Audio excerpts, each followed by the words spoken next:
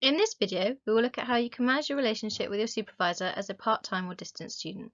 Many of the points which come up will apply equally well to full-time campus-based students as well, though. There are a number of issues you will come across working with your supervisor part-time. Your supervisors may not be available to speak when you need them. You may feel pressure to achieve more than you are able to in the time available. And it may feel like your supervisors are slow to provide feedback. There are some issues as well for your supervisors, especially if they are not used to working with students who are not on campus full-time. They may not be available easily to contact you in their working hours. They may not understand what your other commitments are and how they impact your research. They could struggle to monitor how much time you're putting into your research. And this final point links to the one above. They may not understand why it seems like your research is progressing slowly. As it's becoming clear, a lot of these issues come down to a lack of clear communication and the mismatching of timetables, which would normally help to facilitate this communication. This does not have to be the case though, and there are a number of steps you can take to manage your relationship. However, much of this will come from you. Your supervisor is in the academic environment and will be lacking an understanding of what else you have going on in your world if you are not open and honest with them. You do not need to make your supervisor your best friend, but you do need to be honest with them.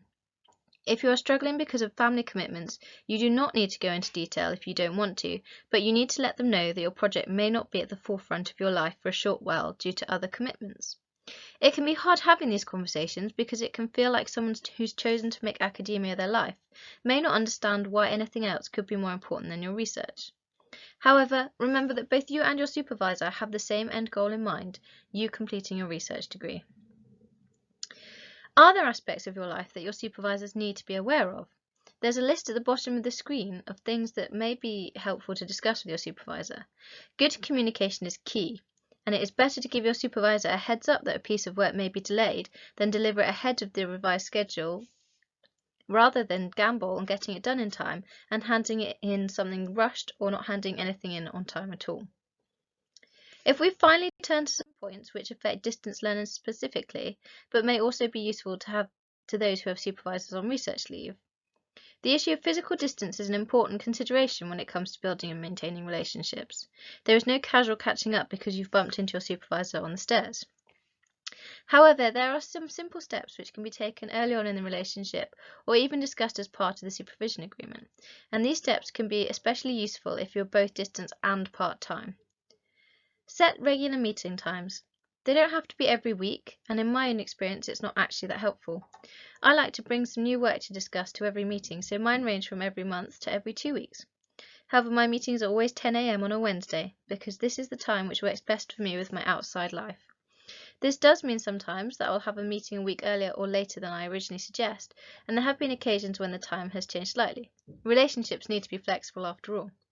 However, having this structure means that my supervisor knows that it would be unreasonable to ask to move my supervision at short notice, and other times are not as workable for me.